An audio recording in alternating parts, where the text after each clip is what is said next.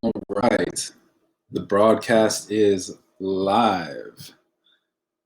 Hello, everyone out there. Let me know if you can hear me okay. Please say something in the chat if you can hear me. Make sure. Yes, Chris, one, cool.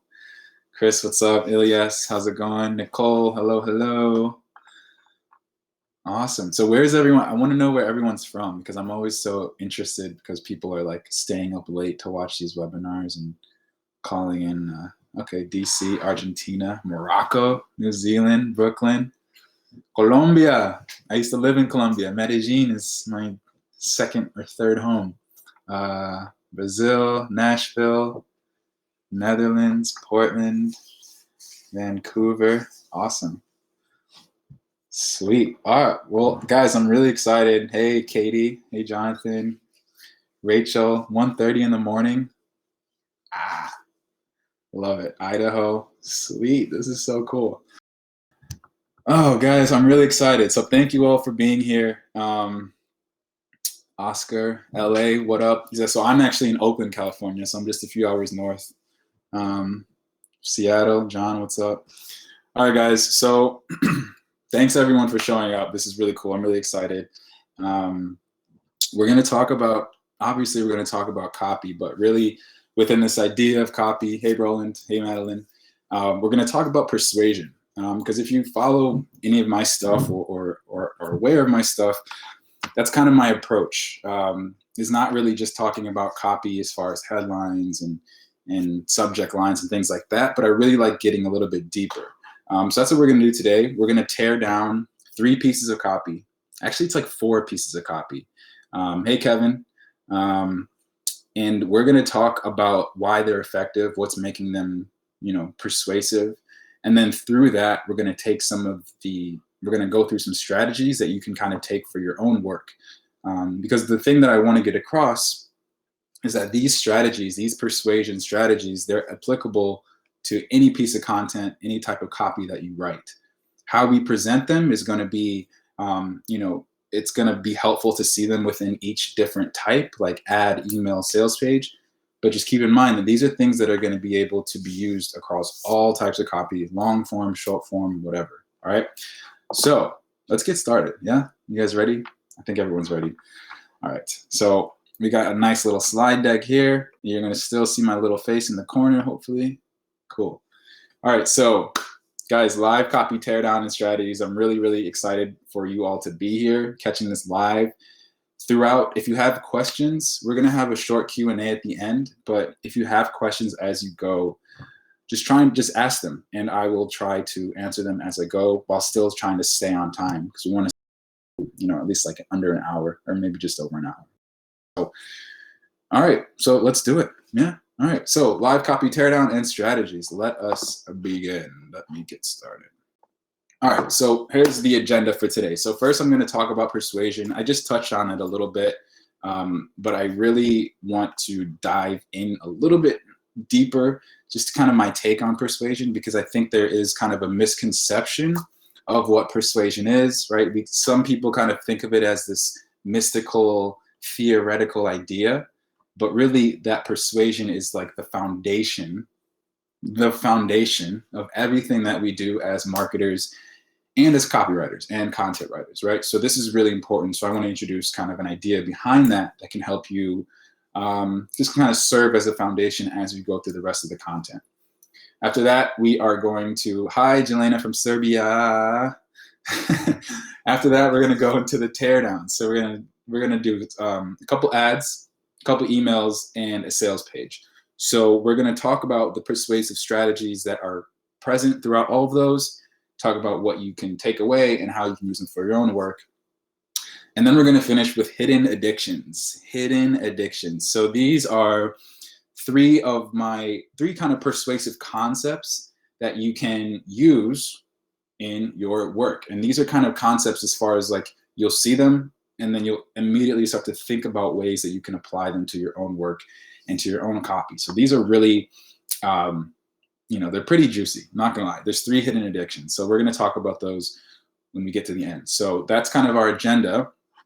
And yeah, that's pretty much it. So 5 minutes in, not bad. All right, let's get started. So first of all, this is the slide that everyone hates that I hate, but it's like the intro slide to show you how I'm an expert or whatever. But this is kind of how I feel about this type of slide.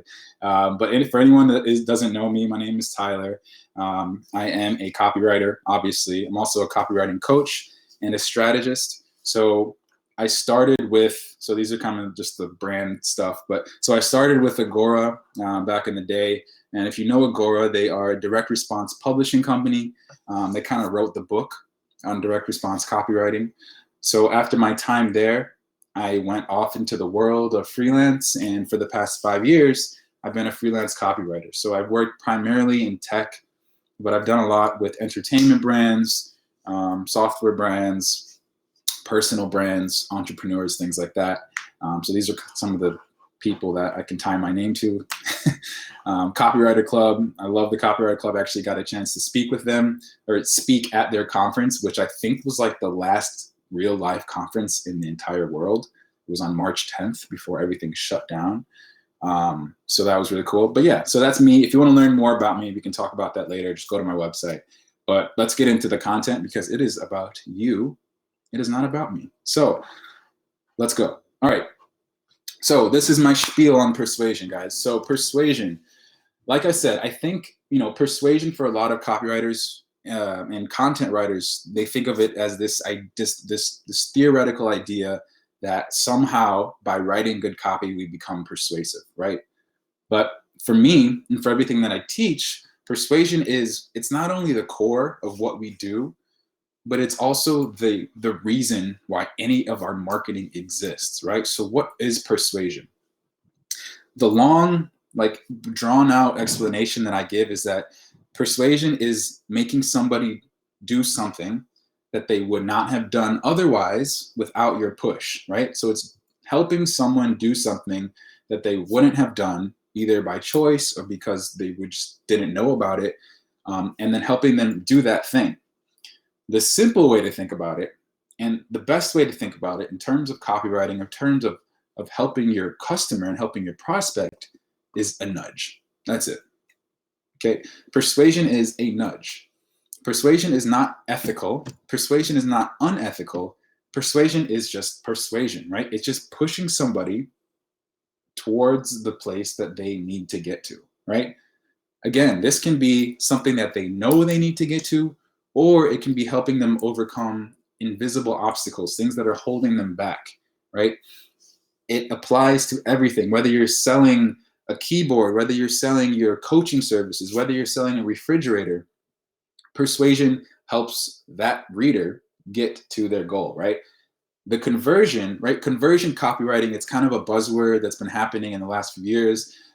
Marketers love conversions, as they should, because conversions is where the money goes or the money comes from. But conversion is the outcome, right? That's something really important that I want to explain, is that conversions are the outcome, but persuasion is the goal, right?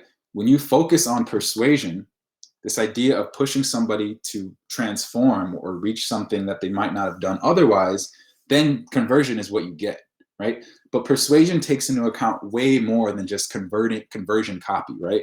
Persuasion takes into account how humans make decisions, right? Because that's who we're talking to. Whenever we're marketing, whenever we're writing, we're talking to humans. So we have to consider, how does this person make a decision?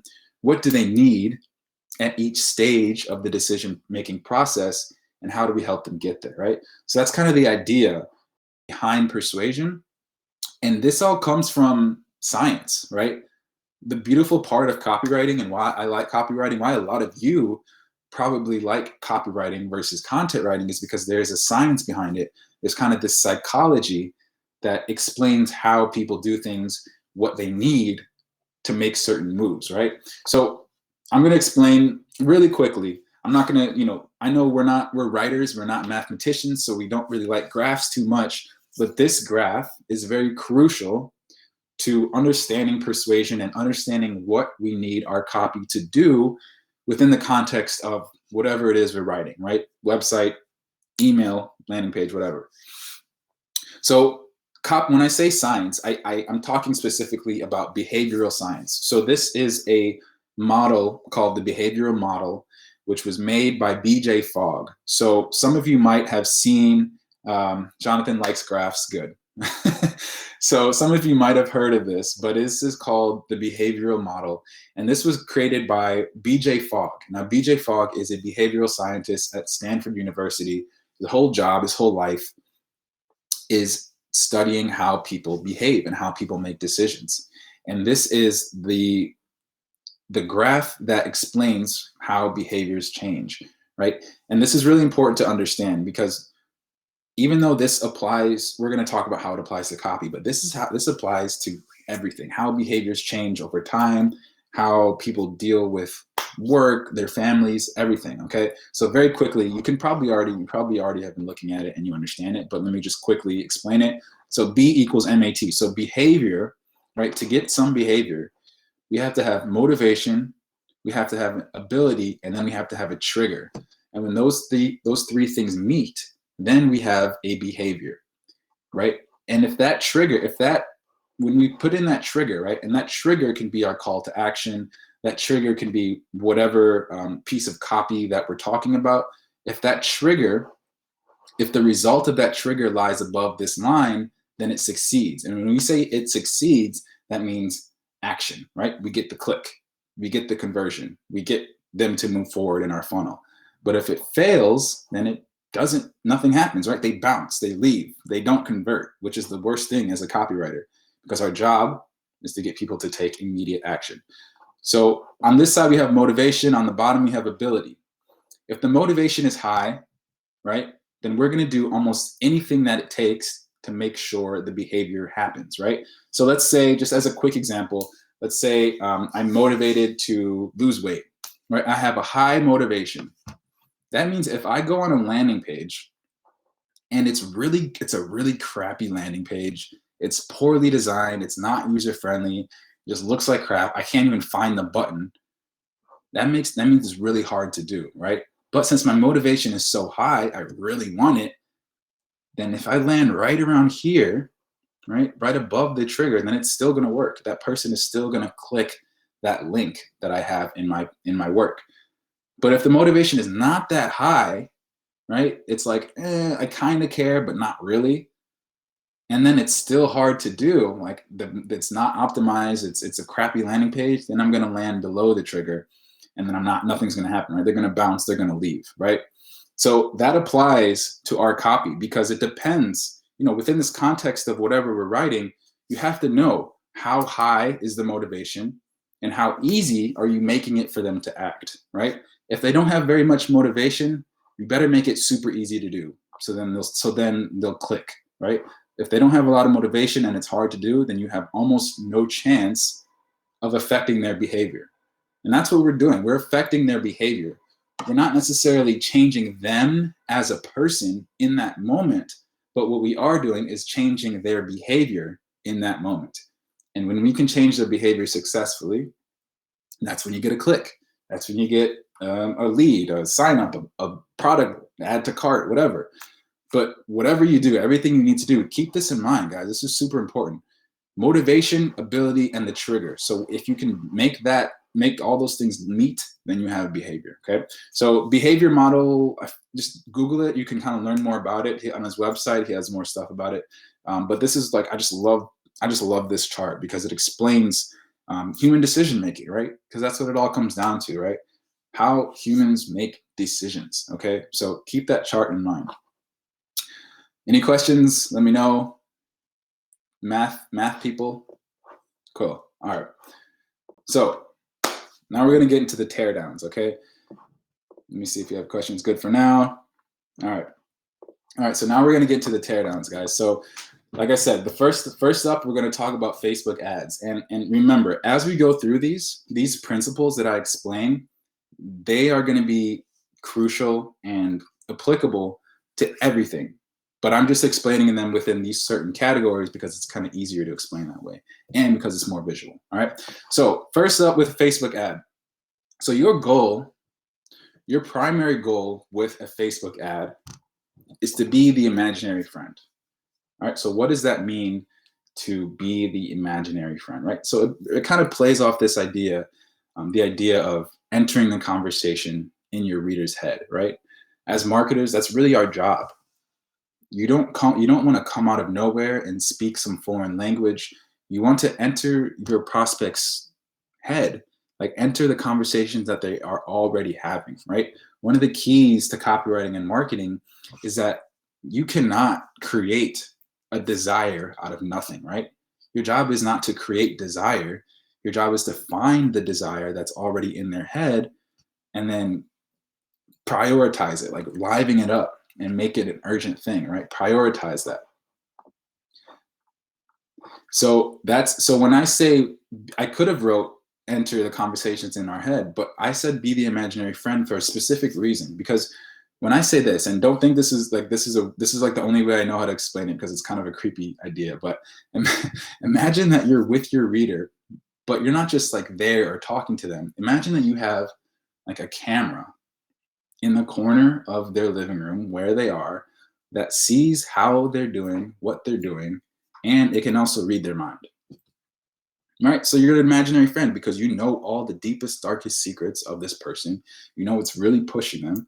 You know what's really going to move them and what's really on their mind, right? So that's kind of your goal with Facebook ads, because one of the things and one of the biggest mistakes that I see with copywriters when they write ads, when they write any type of ad or short copy, is that they are not acknowledging that they're on Facebook. They're not acknowledging that this person is scrolling on Facebook, right? That's the context. And it is so, so important to acknowledge that, because then you're actually entering a real situation, okay? All right, so now let's look at a couple ads. All right, oops, where'd my face go? All right, so this is an ad, Justin Demers. So basically he has a service offering that helps entrepreneurs and business owners do better with their live videos, right? It helps them get more value out of their live videos, helps them sell their products on live videos.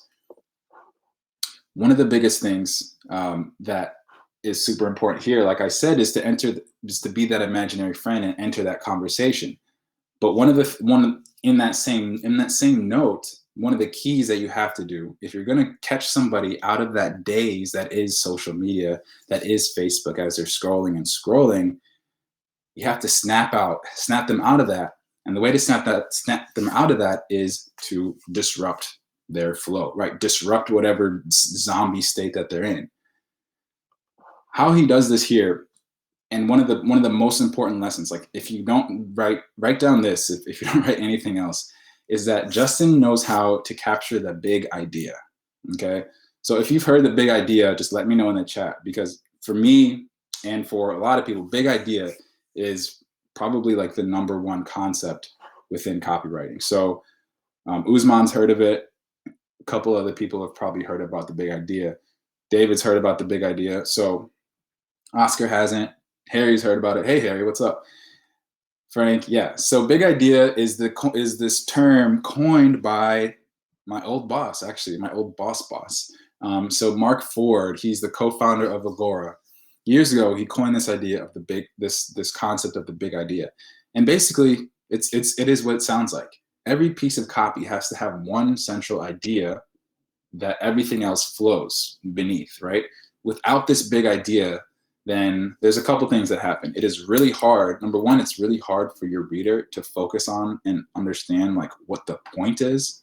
It's like the reason for them reading. Without the big idea, they have to guess and figure it out. And one of the things with copywriting is that you never want to make your reader have to work to figure things out. They should be able to read it and understand it. So having the big idea lets them know right away that they're in the right place.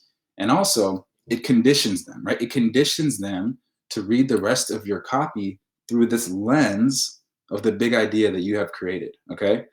So one of the things Justin does here that makes this ad so strong is that he immediately tells you and states what the big idea is, right? Takes the guesswork out of going live, right? So if I really, really wanted to make a super short ad, I could just that could be it. It could be simply one line. Because he talks about the big idea, right? It doesn't explain how, it doesn't explain like the methods and things like that, but it is the big idea. It is the whole reason for him saying anything in the first place, right?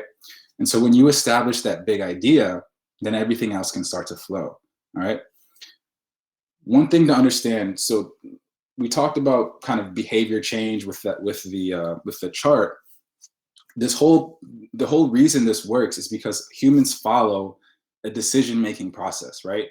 Whether it is an ad, whether it is an email, whether there's a landing page, whether I am a sophisticated buyer, whether I am brand new to this industry, whether I am, 85 years old, whether I'm in 5 years, or maybe not 5, maybe whether I'm 15 years old, every human follows the same process, right? And that process is that first you have to capture their attention, right? And then you have to build up the problems, right? You have to emphasize the problems, prioritize what's happening, and then you introduce the opportunity for a solution, right? So that's what Justin does.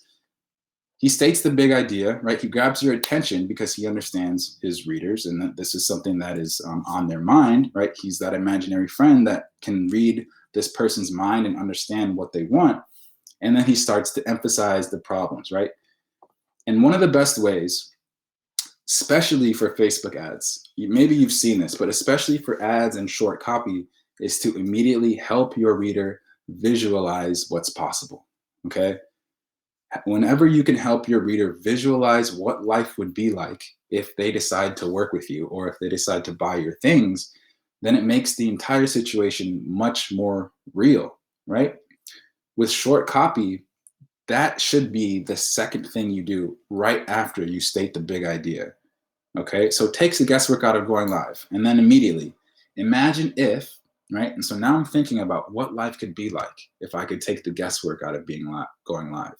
Imagine if every time you went live, you're 100% confident on camera, your message directly connects with your audience, and your next batch of clients raise their hand excited to take the next step with you. And this is really part of this that I want to highlight is not that he only visualizes it, but he does something that most copywriters and content marketers overlook, and that is the so what, right? After you talk about the problems, right? After you visualize this new nirvana reality, it has to be so what?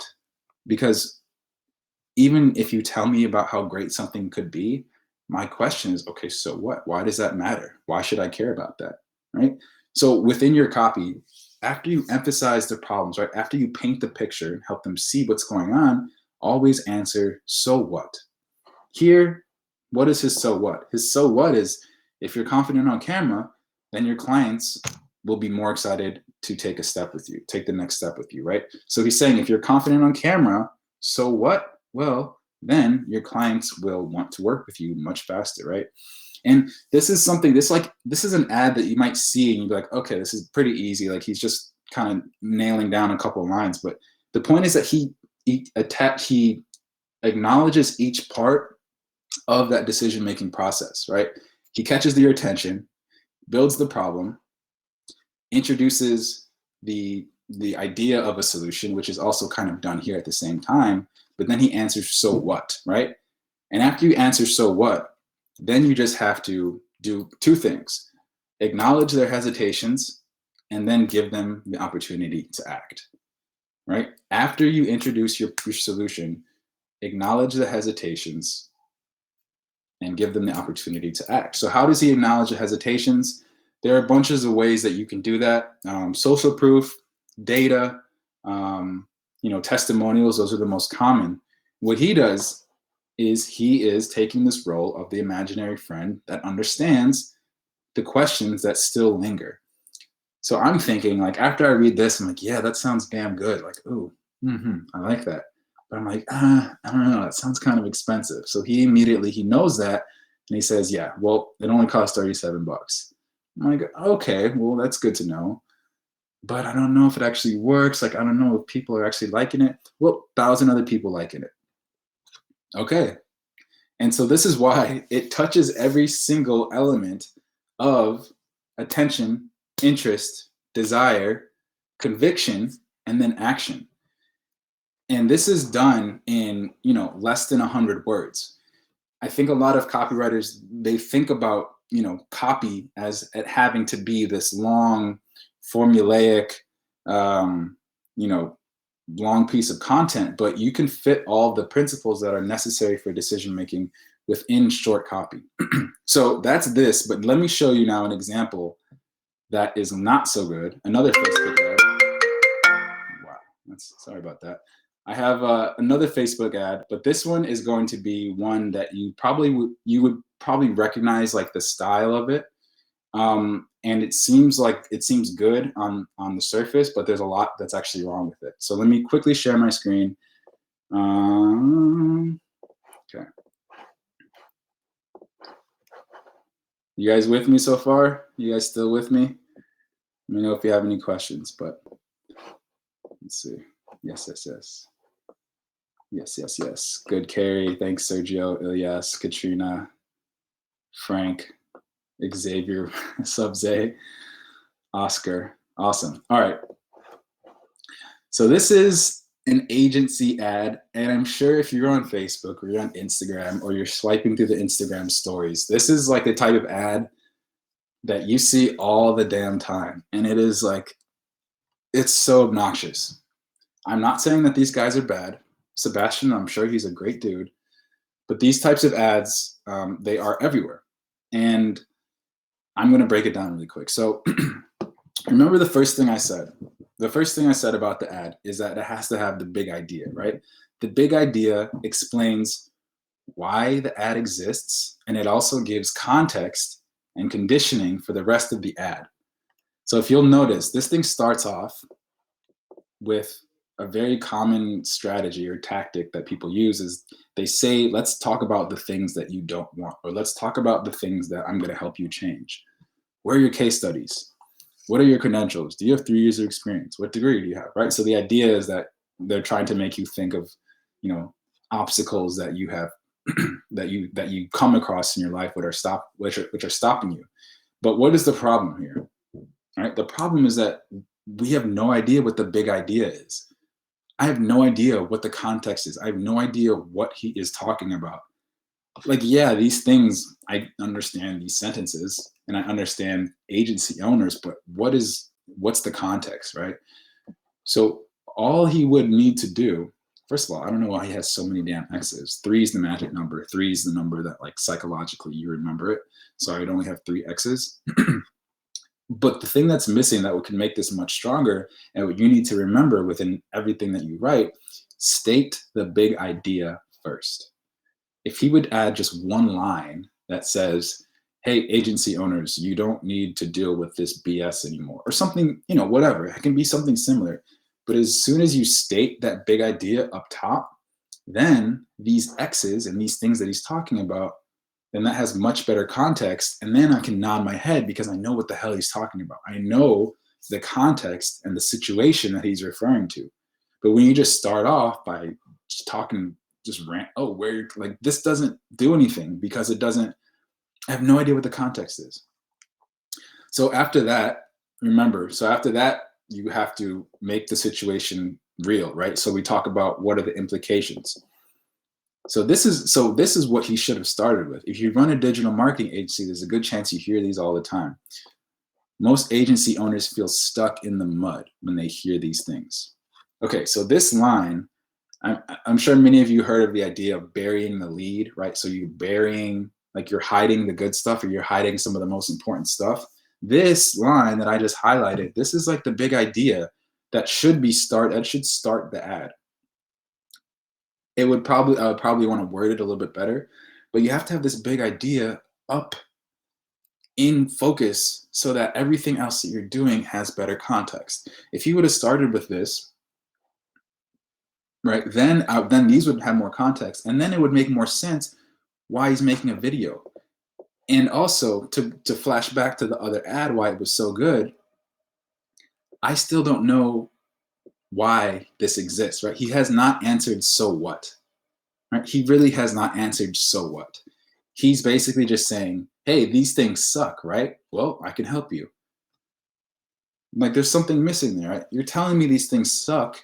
I'm like, okay, they suck, but so what? What's the implication? Why does that matter? What does these things sucking having to do with my success, right? So he needs to add, if he would have added one line that said, most agency owners feel stuck, and then talk about why that sucks.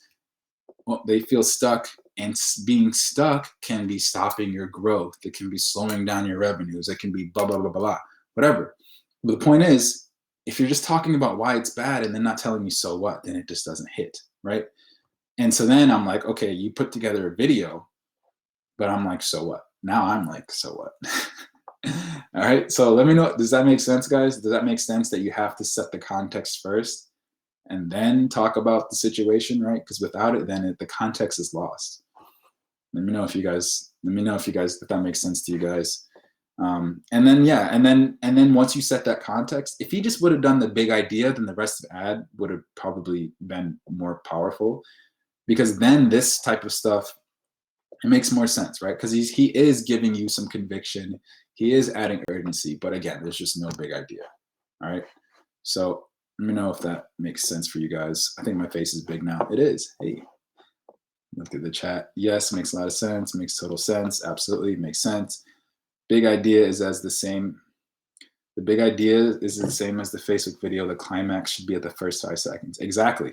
And that's a good point, Ilyas, is that the big idea, you can think of your attention grabber as the big idea, because the big idea has to be the thing that sets the tone and captures the attention. Because if it doesn't have the big idea, then I'm just like, okay, what am I doing? Right? And then I'm going to keep moving. All right. Start with the purpose, Monica. Yeah, exactly. Start with the purpose. And it's funny because it's like, it's common sense that it's like, yeah, that makes sense to do it, but no one does it, because as copywriters and marketers, we're so like excited to jump into the slick things of like talking about the problem and all the things, but like first just talk about why the hell you're making this ad. Talk about why you're here. So have that big idea first, guys. That's gonna be clear, or clutch, or key, whatever. All right, let me get back to this. All right, so that's Facebook ads. Guys, if you have, let me know if you have any questions about Facebook ad copy, how to make your Facebook ads persuasive. But remember, these concepts, everything that we're going to do here, it's going to be applicable to everything you write, right? So remember those concepts of Facebook ads as we go into email copy, and then as we go into sales page.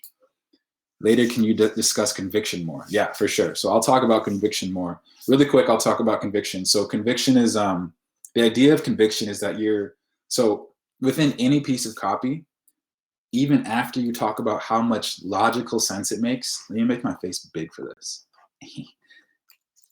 No matter how much logical sense it makes, no matter how much emotional sense it makes, there is still going to be doubt, right? There's still going to be hesitations. There's still going to be like, yeah, maybe tomorrow. Yeah, that sounds good. Like, yeah, maybe.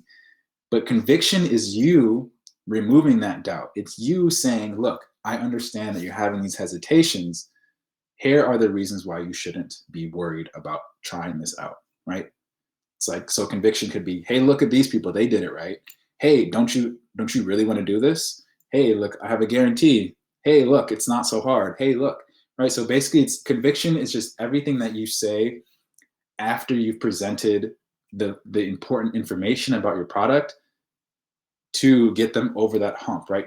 Just to get them over the fence, because they're still kind of not sure. So conviction is just everything that you do to remove the doubt. I'll talk about that a little bit more, but hopefully that helps, David. Is that pretty decent for a little conviction explanation? Okay, awesome. All right, sweet. Let me open up my freaking slides again. Okay. All right, so email copy. So I wrote direct response because direct response means that whatever you write, you're trying to get an immediate reply, right? A direct response. Email copy is different from Facebook copy because of the context, right? Email, you have it on your phone, you have it, you're probably checking your email like when you're in the car, like wherever. So the context is a little bit different because you're just so much closer in this person's life, right? There's no social network in between you and the person. So it's really a conversation between you and that one person. And really, copywriting in general should be a conversation between you and one person, but email specifically, like when you show up in your inbox, that's a very, very personal experience. So that's something you need to consider as you're writing your copy. All right, so the main goal, your goal here is to flip the script. And I'm going to take a sip of ginger tea because my throat hurts. All right. So your goal with emails is to flip the script, okay? And so what am I, that ginger tea lie, Veronica, you already know. So when I say flip the script, what do we mean? Flip the script simply means you're taking an accepted idea. This is important. It's not a rumor. It's not like a theory that you might have heard. This is an accepted idea that your reader has.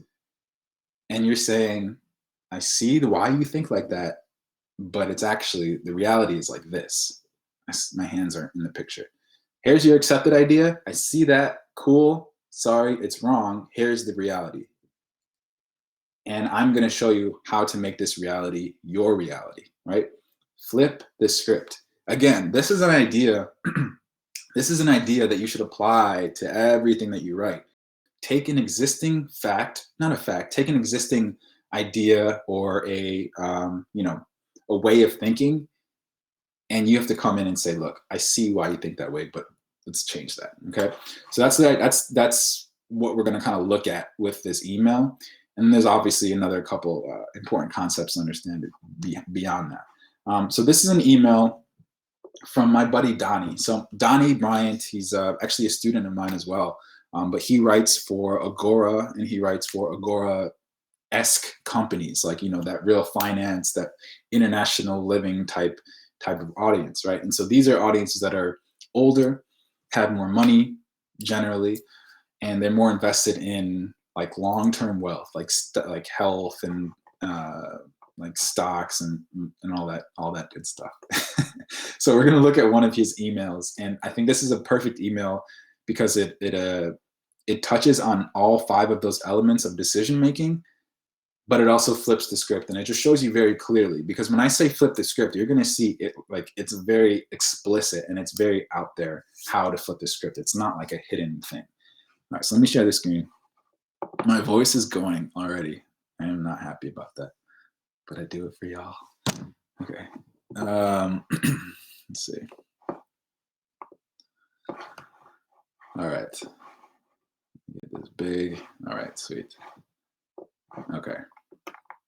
So we're gonna look at. I'm gonna break down this email, kind of from start to finish, but actually mostly from like the first half of it. So this is actually, I want to get some audience participation on this one.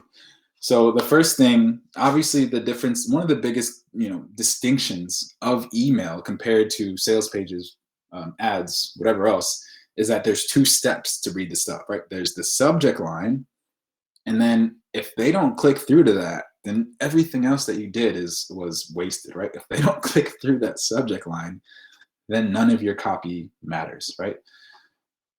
This is the subject line that Donnie told me won when they tested it.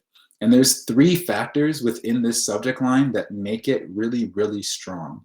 We're going to talk about flip the script a little bit later, but the first thing being email is going to be getting that first click to get them in there. So let me know in the chat, what do you guys think? What are like the 3 things within this subject line that make it so strong? Really quick, let me see if anyone willing to guess. What are the 3 things within this subject line that make it such a damn good subject line? Brand recognition, number, name, specific numbers, odd numbers, focus on the keywords, curiosity gap, easy task, Bianca, yep, and action, numbers, the word winning, numbers, recognition, error, focus on the positive, easy, JP Morgan, almost hung. Okay, yes. Okay, yes. You guys all you all got it. You all got it. So there's 3 things. The first point is the copy paste. No matter how sophisticated you are, no matter how much money you have, no matter where you're from, no matter how smart you think you are, no matter how dumb you think you are, everyone wants a shortcut, right? We might not admit this to ourselves, but everybody wants to get somewhere faster than they normally should, or than everyone else, right? So with that thinking, you have to take these ideas and apply them to your copy. Copy paste, right? Copy paste has such a specific framing in our head. Almost anyone that sees copy paste, they understand what it is and what it implies. It implies easiness, it implies quickness, it applies correctness, right? Because you're not having to tweak it, you're just copying and paste it.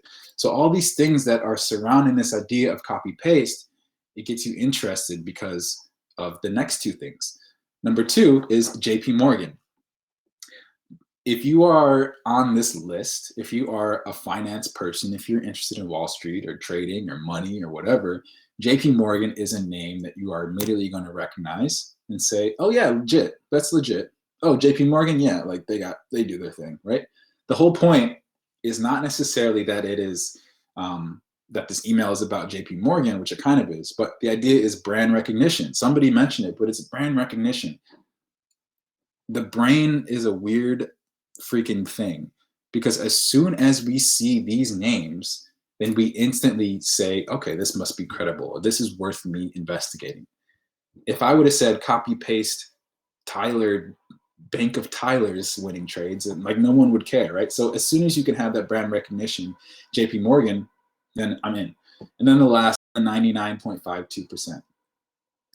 Do not discount how much this stuff works, right? The specificity when it comes to numbers is extremely powerful, not because of the actual, like, not because it's 90, not because the number itself like means anything, but because it creates the curiosity gap. And two, it is just so damn weird and specific that you almost have no choice but to investigate.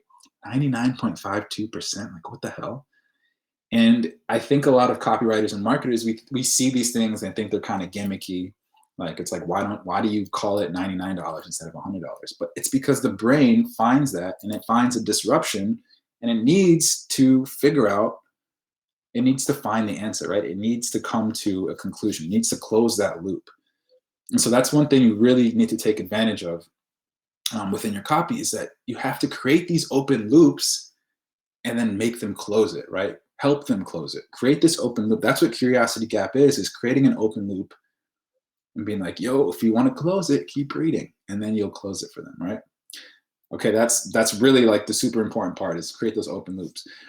One of the biggest things, in addition to flipping the script, which maybe I should have even made the title slide, because this is such a key part of email specifically, is momentum. Okay, momentum, momentum, momentum. Like I said, and like you all understand, is that email is a two-part thing. Click the subject line, then get rest of the copy. But if you don't carry on from that subject line into your copy with that same kind of flow and keeping that same context, then your reader is going to be like, what? Like, what? You know, you can't create a curiosity gap and then not give them the answer, right? You can't not close the loop. It's like if you say, yeah, if you tell a kid that you have a piece of candy, and then you go start, and then like you go wash the dishes, and he's like, what the hell's my candy? And then he's going to get pissed. Weird and dumb example, but you know what I mean? Like, you have to, if you're going to tease them, give them the tease. Don't hide it, and don't make them work for it. Because as soon as they have to work for it, most likely, unless their motivation is extremely high, which if it's an email, it's probably not, give it to them right away, right? So he makes that connection right away. 9 out of your 10 trades were winners. Another part that's really important of this is kind of separate, but again, this is important for any piece of copy, is that it's not just talking about the person's portfolio. It's not saying, dear investor, how would your portfolio benefit if 9 out of your 10 trades are winners, right? It takes it deeper. It says, how would your life change? One of the biggest things that I promote and what I talk about is that there are 2 types of problems. There's the internal problems, and then there's the external problems. External problems are those, it's the things that we're Googling, right? The things that, like, I want to have more, more leads or more money, whatever. But there's an internal driver that's really pushing you to search this out, right? So this is not talking about how would your portfolio be more diversified or something like that. It's talking about how would your life change, right?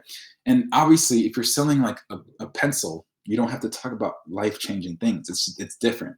This is more for things that are higher involvement.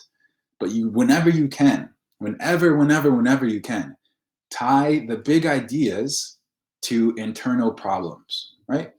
The big idea here is that you can have, you can copy their trades, right? Whatever. You can have more trades that win. But that idea, it's not just tied to an external surface level problem. It's tied to a deeper level problem. How would your life change, right? And then is where he flips the script. If that sounds impossible, you're in for a shock, right? Now, I think this line might seem like whatever, right? It might seem like, okay, cool, that's not really necessary. But it is very necessary, right? Because even if it's explicitly said like this, you're in for a shock. Again, the brains are freaking weird. If I see this and we read this, that it says it sounds impossible, but you're in for a shock, and I have literally no choice but to continue reading to close that open loop, right? I had this idea in my head that having 9 out of 10 trades in my life as winners is impossible, right? We all understand stocks, or not really, but like, I don't. But we have this idea that it is nearly impossible to have 9 out of your 10 trades as winners. And he says, flipping the script, if that sounds impossible, you're in for a shock, right? And then you can go into the details of why that new reality can be their reality, right? And again, he's revisiting these ideas, keeping consistent momentum. And he keeps the consistent momentum not only with the 99.52, not only with the JP Morgan, but also with the copy paste, right? Remember, that's the ease. We want to make it. We want to kind of sell is that this is easy. You don't have to think about it. So you can piggyback, right, on these elite investors who almost never lose. Copy paste. Let them push your portfolio, right? So keeping this idea is that when you flip the script, you have to stay consistent with it. You can't just flip the script and then just completely forget about it. Within this email, within this idea of having 9 out of your 10 trades as winners, you have to continue to talk about like what specifically you're talking about. And it sounds dumb, like I'm laughing saying it, but when you present a big idea, you can't just expect your reader to grasp it and hold it in their heart for years, right? Hold it in their heart for the rest of the copy. You got to repeat it, right? Be repetitive. When you are repetitive, as the writer, you might be like, oh, I'm being repetitive. But as the reader, they're thinking, oh, like this must be important. Oh, I got to keep this in mind. Even subconsciously, even if they're not thinking that, it's stuck in their head and it kind of conditions them for the rest of the copy. All right. So as an email, let me know if you guys have any questions about that. Let me get back here. Any chat? Tyler, this is great info. Thanks, David. Akin, a desired outcome, right? Monica gives validity to the message from the start. Gaspar, scientific proof. Repeatable. Oh, yeah, that's before. Great info. This is awesome. Awesome so far. Thanks, guys. I'm glad because my throat really hurts, but this tea is giving me a little bit of life. All right, so we're 48 minutes in. I'm going to try and squeeze it into an hour, guys, but, you know, I always tend to go a little bit over, but, you know, it's life. And again, guys, if you have any questions, tap them in or type them in. Tap them in. I don't know what that was. All right. So there was only one email in this section, but there's actually an email in the sales page section because it's like an email sales page. I'll show you in a second, but this is the last section. Seems that we're all really focused just listening to you. That is great to hear, Santiago. That's just how I like it. There's my face. Okay, so last is sales page. So when we talk about sales pages, we're also going to be kind of talking about landing pages, right? This idea that someone, again, the context, someone has clicked from somewhere, from an ad, from the internet, from whatever, to get to this spot, right? They're clicking to get to this spot. So they've already shown some effort or willingness or motivation to learn some information, right? So that's the context. But within these sales pages, what is our main goal? Your goal is to challenge, empower, and revisit. And when I say revisit, I mean revisit the big idea. That's the theme, big idea. So our goal here is to challenge the reader, empower the reader, and then help them revisit the big idea. Again, whatever you write, keep these at the top of your mind. Challenge your reader. So many copywriters and marketers suck or are scared to challenge their reader, right? They feel like they don't want to be pushy, or they don't want to like make them uncomfortable. You do want to make them uncomfortable, because that means that they have to act. That means they have motivation, or that means they need to change something, right? So as the copywriter, just always, whenever you can, challenge your reader. They want the challenge. They don't think that's why they're here. They're here because they want to change. They're not going to change if you're just like, yeah, everything you're doing is awesome. Don't change anything. Keep doing it. That's not going to help anyone. That's not going to help you get a conversion. That's not going to help them change their life. So you have to give them a challenge. Part of that is also empowering them and letting them know that, yeah, this is possible. Whatever dreams you're having, whatever place you want to get to, it's possible, okay? And then revisiting the big idea. And I added this here specifically because sales pages and landing pages are obviously usually longer pieces of copy. So you have to revisit that idea because of what I said in the previous section. You cannot hope that your person is going to remember the big idea for the rest of your copy. You have to revisit it. Keep that as the forefront so they know what's important, and so that you stick with that thing, and so that they understand like what to think about. All right, yeah, all right, let me see. Make them uncomfortable, hell yeah. Question, so are you revisiting the original big idea from the email or Facebook ad that they clicked through? Yeah, absolutely, David. Again, this is kind of the momentum thing. You always have to keep momentum whenever you present a big idea. So let me give you an example, like back to the Agora reference. Like when they have a big idea, that big idea that they create, it's the same big idea for the ad, the email, the follow-up emails, the landing page, the abandoned checkout email, like everything. So when you have one big idea, that big idea needs to serve for the whole length, or the whole journey, the whole funnel, whatever it is, of that campaign, of that product, okay? Exactly, Santiago. Big idea goes along with the product. Big idea is the reason for its existence, okay? How do you define that big idea? That, my friend, depends on your customer research. But it really does. Like the customer research, I probably should have said that at the beginning, but customer research and understanding your audience is going to be foundational. It's going to be crucial to everything, like Veronica said, everything that you do, everything. And like, even if you don't, like, listen, a lot honestly, audience research, even if you don't have people to speak to, you can do a lot of research if you just put yourself in your audience's shoes for like 10 minutes. Just sit there, pretend that you are the person that's being marketed to. If you just think critically, like get out of, like stop being you for a second and start being your customer, like that alone was going to take you a long way.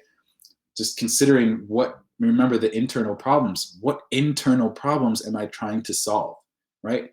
Am I looking for more power? Do I want to be more popular? Do I want to look better in my bathing suit? Whatever. But you have to think, what are the internal problems? And then think about how this solution, this seemingly external solution is going to help solve those deeper problems. And again, if you're selling a pencil or a phone case, it's probably not going to get that deep, but it really can, because even when I have this phone case, the external problem might be, yeah, I need a phone case because my phone is going to break. But the internal problem that I might not share with anyone is like, I need a black one that is really slick so people see it and they know that I care, but not that I don't care too much, but that I know, like, that I want to be this certain type of person. So really just thinking critically about what really matters to your audience. One quick audience research hack. All right. I actually have the best hack ever. All right, I'll tell us here quick. So whatever your okay, so whatever your problem, whatever your product is, like whatever industry your product is, like, so let's say selling water bottles. What industry? Fitness, right? Go to Google, search fitness forum, FORUM, right? So these are message boards, and Frank, yep, Frank knows. Message boards were like all the rage like 10 years ago, like in the earlier days of the internet.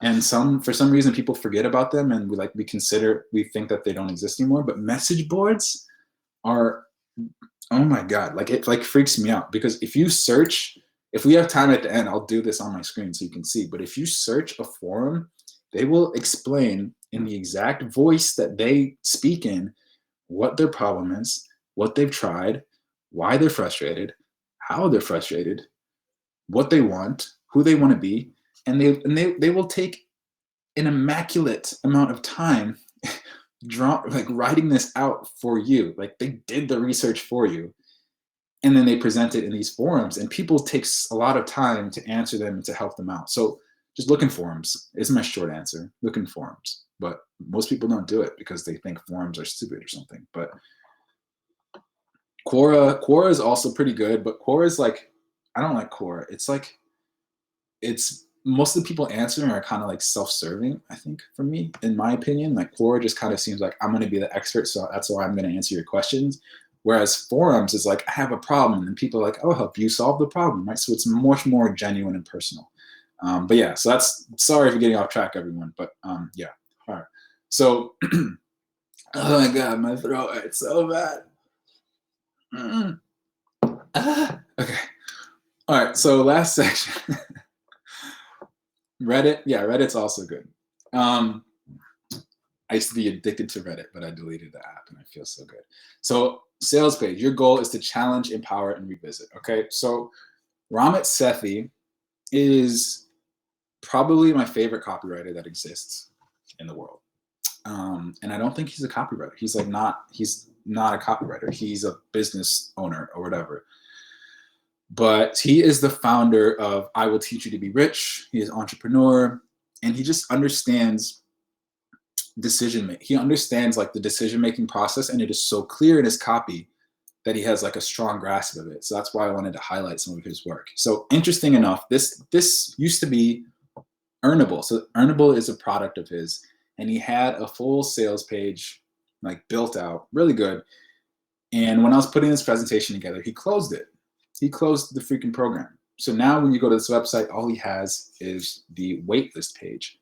But this waitlist page is freaking amazing. Like it's so good. And especially if you write landing pages where you need to get like a lead gen page where you're just asking for an email, or if you're writing a waitlist page, this is like a really good example. So let me pull this up. Yeah, Ramit is a badass copywriter. Exactly. He is a badassery. All right, so let me pull up this Earnable waitlist page. All right, so he clearly this is clearly a mobile optimized. This is like straight up for mobile, so the format's a little weird. But I'm just gonna kind of start at the top. So one of the best. All right, another like cheat code, not a cheat code, but like, kind of a cheat code. Whenever you're writing a sales page or a landing page, start with a question.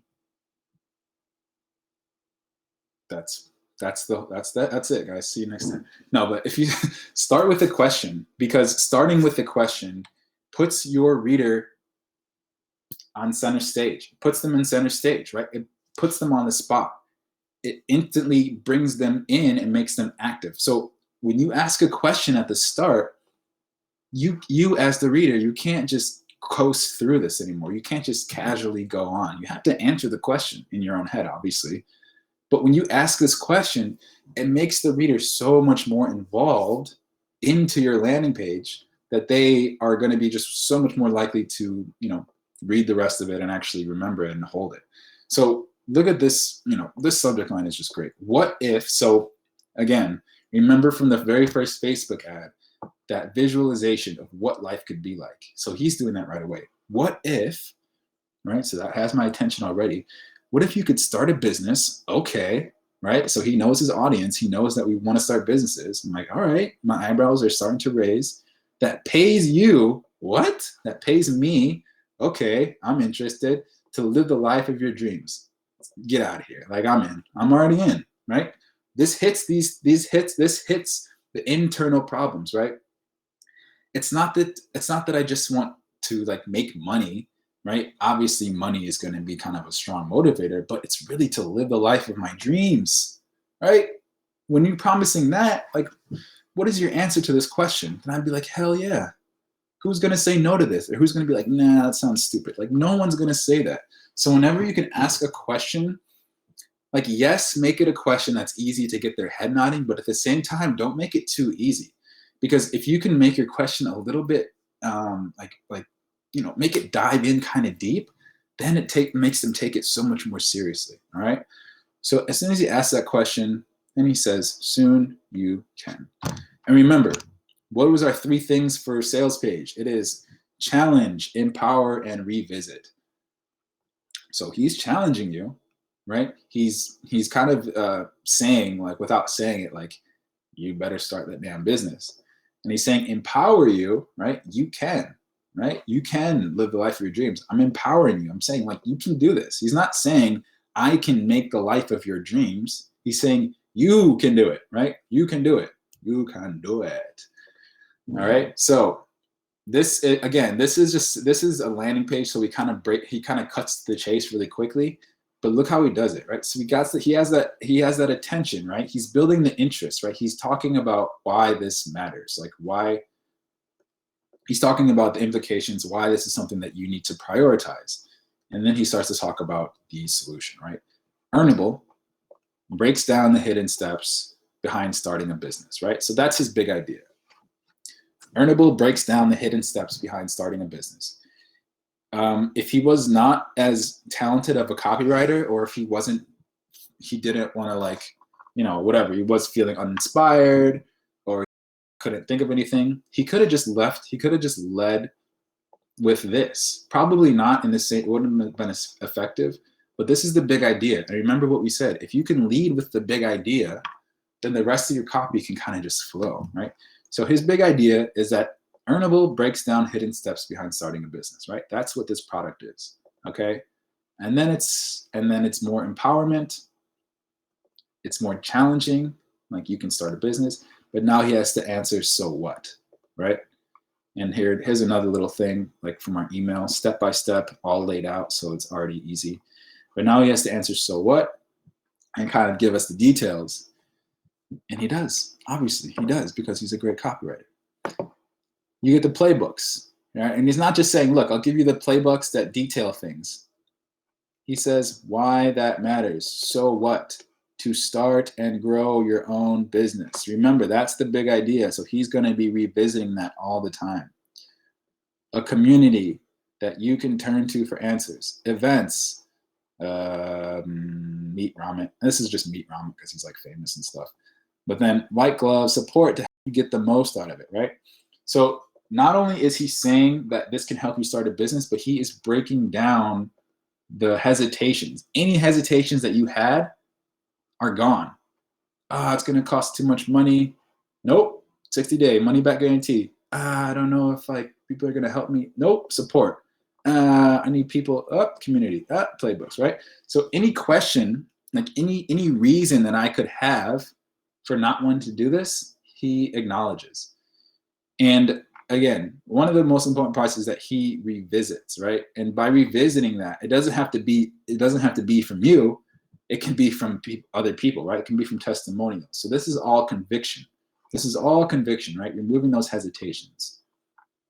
You know how testimonials work, but when you are choosing your testimonials, you want to make sure that they are acknowledging any of the hesitations and revisiting those big ideas that are really leading and making this copy, worthwhile. So let me get off this one because the next one is super. I love this next example, and I know we're over an hour. Guys, I'm sorry. I love you all. I'm sorry. Where are we at? Yeah, Chris, he doesn't actually lead with the big idea, but you will see that it is the very first line after. It's like the very first line after his headline. Because one of the big idea, leading with it, I think is super, super important with like Facebook ads, and when you have to kind of buzz them out of the idea or buzz them out of like this daze. But remember, when you have a sales page or a landing page, someone had to have already clicked here from somewhere else. So they probably already have learned the big idea or been told the big idea either from an ad or an email or from somewhere else on the website, right? So, and again, the questioning is a really good method for sales pages and landing pages because it gets you focused. And then if you look at it, he does talk about the big idea right away. And no, I appreciate you. I appreciate the calling out because I want people to challenge this stuff because this is really important because understanding, you know, these concepts are, like I said, I keep repeating myself, but like these are things that apply everywhere for everything. Okay.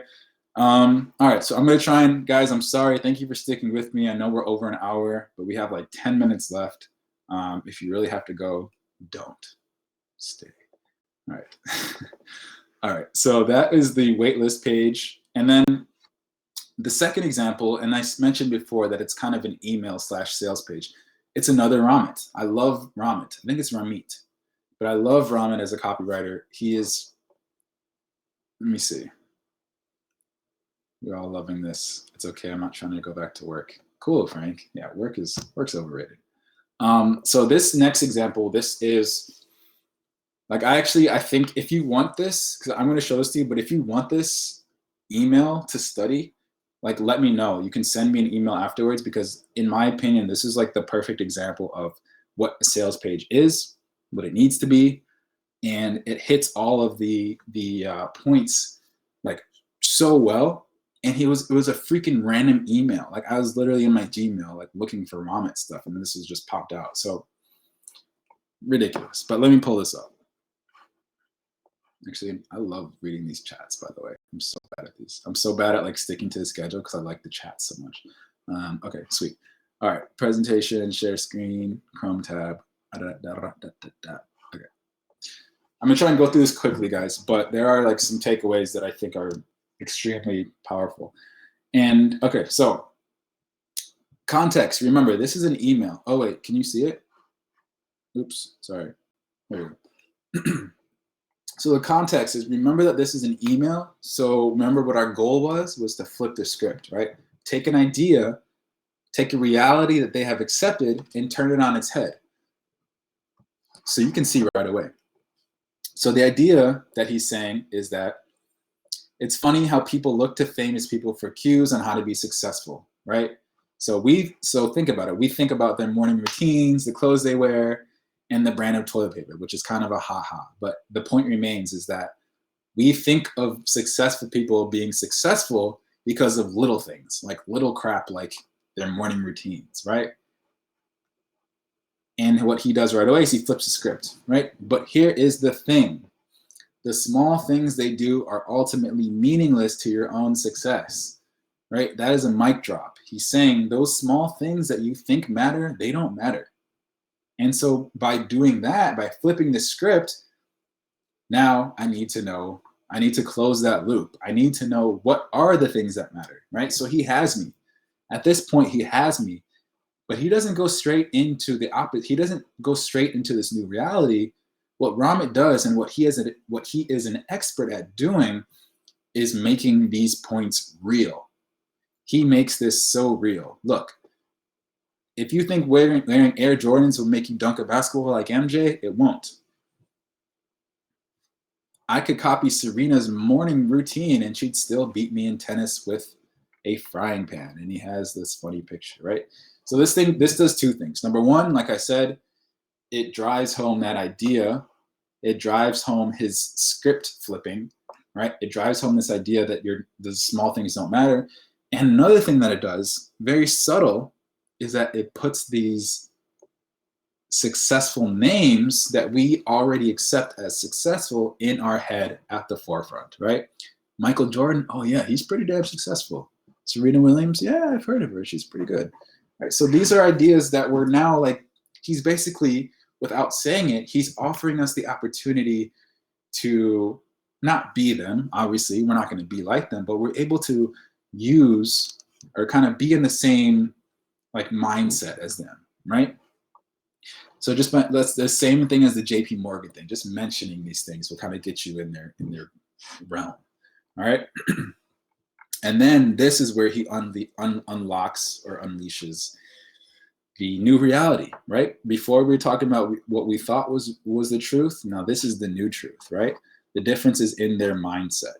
Okay. And then he basically drives this home, but he also is revisiting, right? He's revisiting the things that he mentioned before. So in this email, I would say that the big idea is this first sentence, right? Our thought of how people are successful is wrong. And so the big idea is that. And so he's driving it home. Look, you can learn a trick. Maybe it'll help. The most successful people aren't living in Zen gardens, right? Like all of us, this is a key phrase, like all of us, right? So he's creating that connection between you and these extremely successful people. They live with messy lives with too many decisions, right? So he's making it approachable. He's making it a connection between you and what success looks like. But he's still driving home that of your thought of how they get successful is wrong, right? So he's driving that home with these 4 paragraphs. And then he really wants to get this line across, that the difference is in their mindset, right?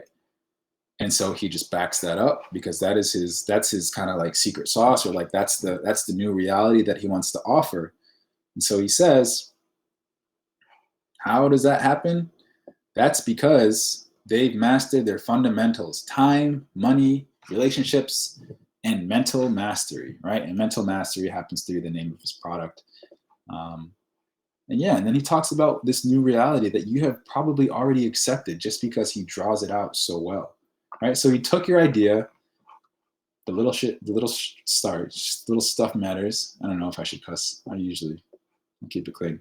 But he's taking the idea that the usual stuff matters, flipping it on its head, saying, nah, it doesn't matter. The difference is the mindset. And then your job is to drive that idea home. And then you say, okay, if you believe me, or if you agree with what I'm saying, this is what you got to do. And we don't have time to dig into this, but listen, this email is like a masterclass in persuasion. It grabs the attention. It creates that interest.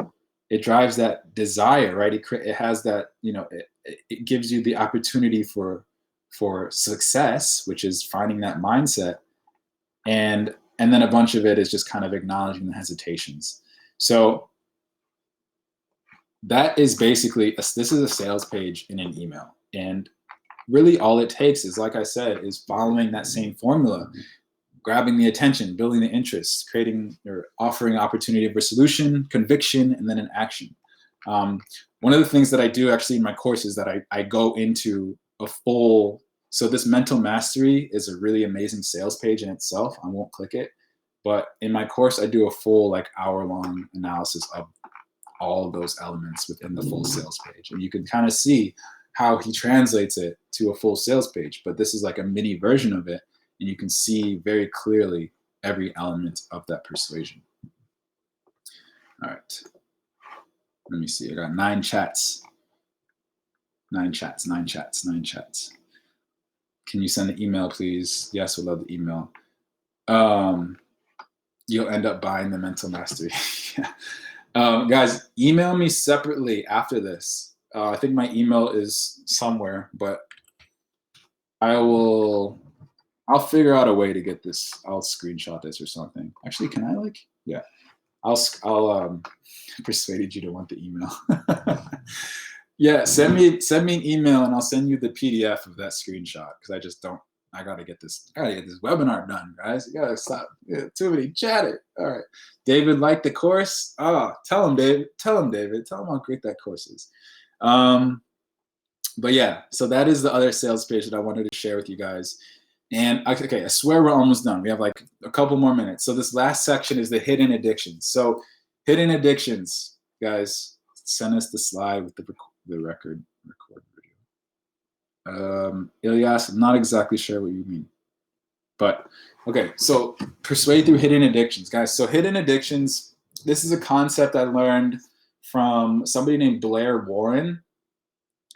And he's like, I don't even know what he does, but he's like a oh, where'd my face go?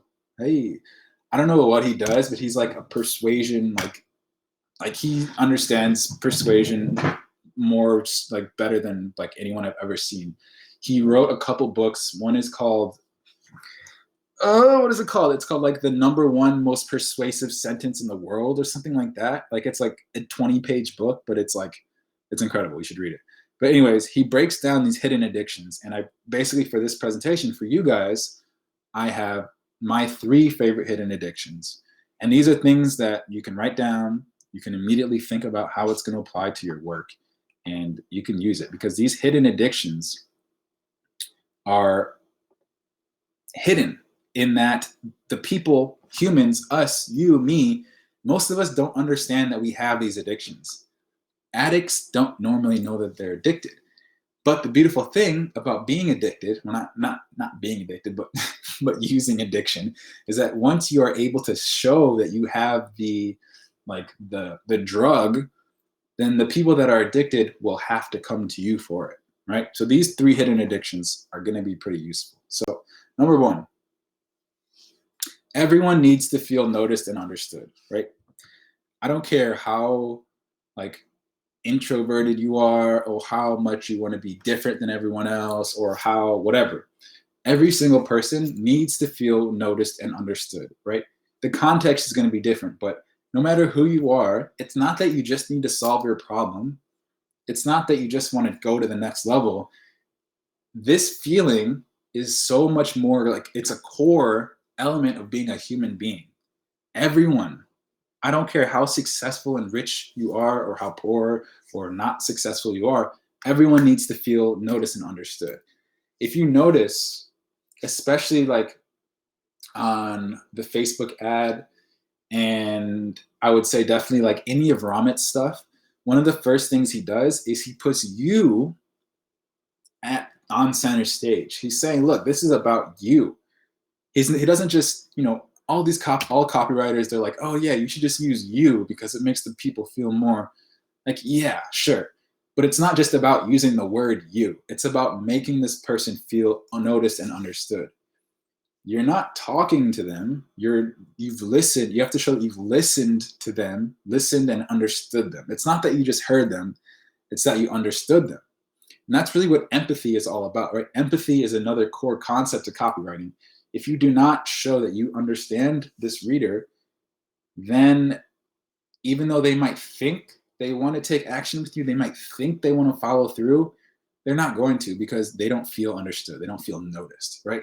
So a simple line where you say like, hey, I see that you're dealing with this thing, like that can go a long way, right?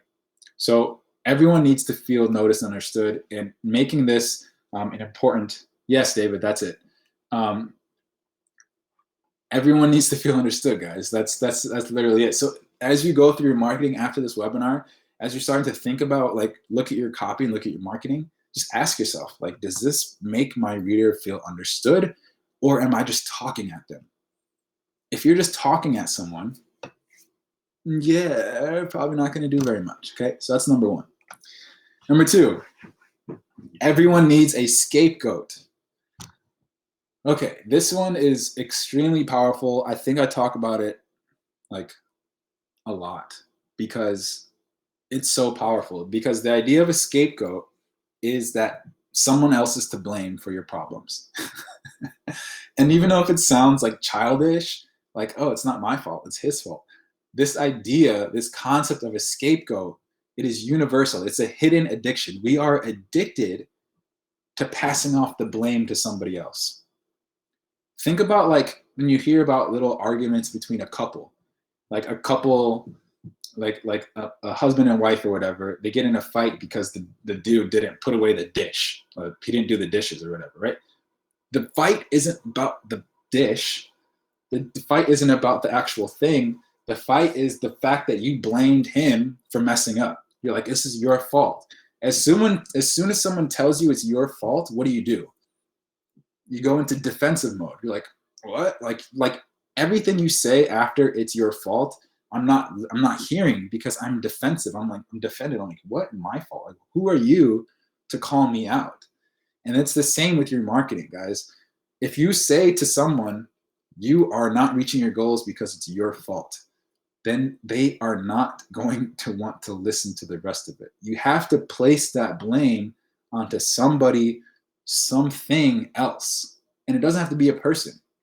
It doesn't have to be like your mom's fault. It doesn't have to be Tommy's fault. It can be a system's fault. It can be a philosophy's fault. It can be your company's fault. It can be your school's fault. But it's all about framing it. So it's like saying, listen, I know you're having this problem, and I understand why you probably are, because this whole system is set up to give you the wrong information, but luckily I'm here to help you, right? Because even though you don't want to have the blame for a problem, you still want to have the power, and you would still want to be the person to solve it, right? So having a scapegoat for your marketing is one way to definitely get their head nodding, because you're saying, look, I understand you're having this problem. It's really not your fault. It's all this stuff that's happening. Like, yeah, it kind of sucks. It makes sense. But like, hey, we can fix that. Okay. So everyone needs a scapegoat, guys. Find a way to give your reader a scapegoat. Give your reader a reason that they can justify in their own heads for them having the problem. Not that it's their fault, but that something else is making it their fault, or making this problem a reality for them. All right. That's number 2. We're almost done, guys. Number 3, everyone needs to be able to feel a sense of power. Kind of similar to the first one, but I think too many marketers and copywriters, we strive to just solve problems. And that sounds weird. I know it sounds weird, but it can't be that I'm just giving you the key to paradise. It's saying, so it's not like I'm just opening the door to paradise for you and saying walk through. It's giving you the key and be like, yo, you can totally go walk through that door to paradise. Like, you got this, right? Everyone needs to be able to feel a sense of power. And notice that I'm not saying everyone needs to feel powerful or that everyone needs to have power, but it's simply feeling the ability to be powerful. You know what? If that makes sense. Like, there's a difference between actually having power and then feeling like I have the ability to have power, right? It's kind of a psychological thing, but it's really building these people up, and it's all about empowering them and making them feel that they have a grasp of reality. Because that's one of the biggest things with copywriting and with persuasion, is that you have to give them this grasp of stability. Most people that are looking for solutions, most people that are looking for products and answers to their problems, they're doing it because they feel unstable, right? They feel like kind of shaken. They feel like something has kind of thrown them off.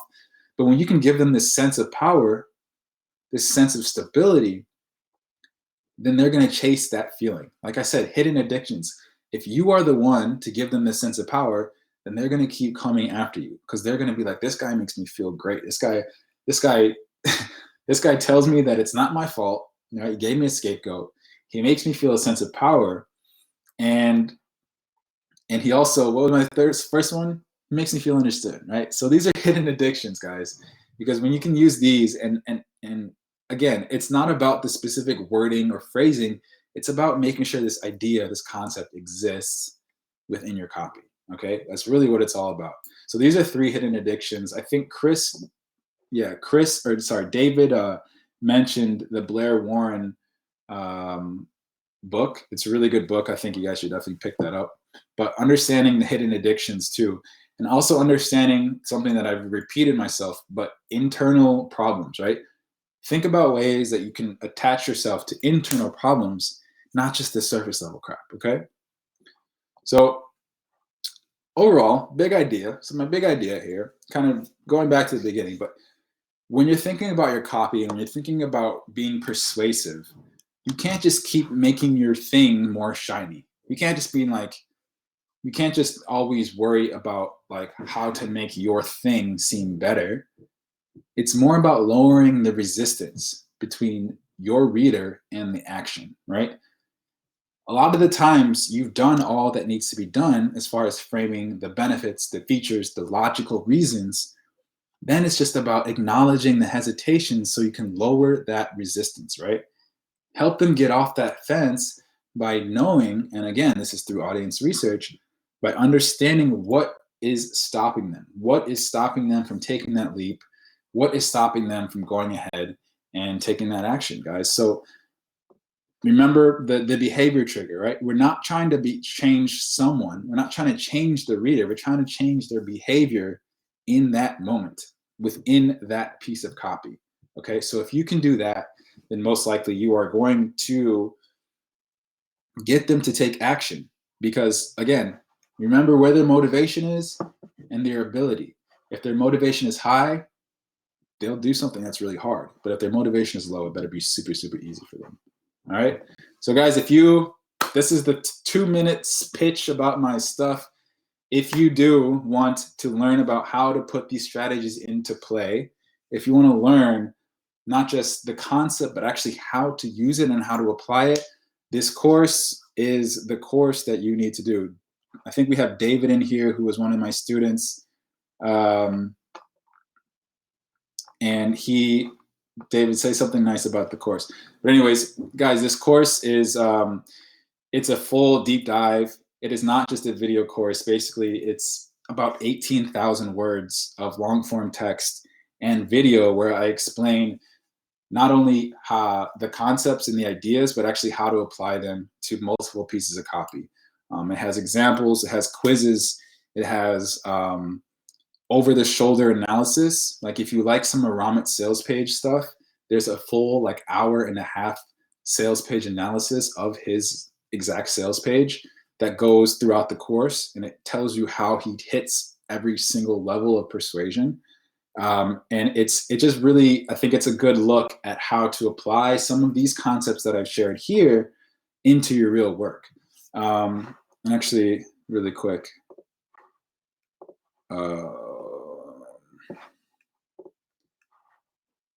yeah, so guys, this is a really just a 2-second like look, but yeah, so we got videos, we have a bunch of every section, every element of persuasion is well represented, and there's multiple lessons for each thing to show you how to apply them.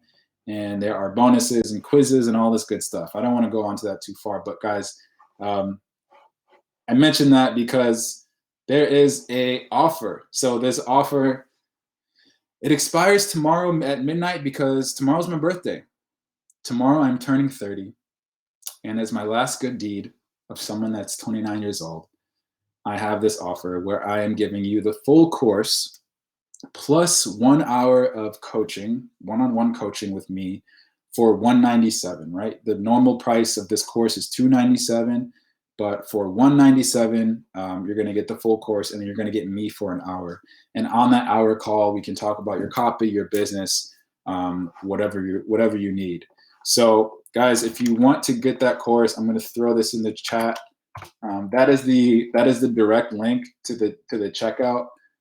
But if you do want to explore the course a little bit more, persuasionpillars.com. Thank you, Nikki. Nikki, what's up? I didn't know you were in here. Yeah, like she said, thank you, Nikki. I really appreciate that.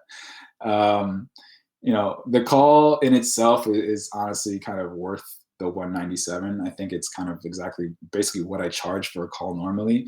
But like I said, this is a very one-time offer. This offer is only up for one more day before I turn 30. And then I become a 30-year-old that just lives my life as a grouchy person. But anyways, if you guys are interested in any of this stuff and interested in talking with me and working with me further, get the course or send me an email and we can kind of chat. But this is the best way for me to really get involved in your writing and in your business if you need that help and if you need that push on how to be persuasive. So guys, thank you again for coming. I really appreciate you all. Really appreciate you all showing up and showing me love and being active in the chat. I'd love to do another one of these webinars soon. So if you have any feedback as far as things that you want to see in the next one, let me know. Don't be shy. And yeah, the replay will be in your email soon. So thank you all. If you have any questions, persuasionpillars.com, get the course. The offer expires tomorrow.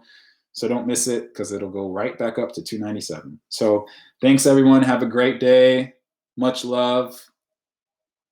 Happy writing. Peace.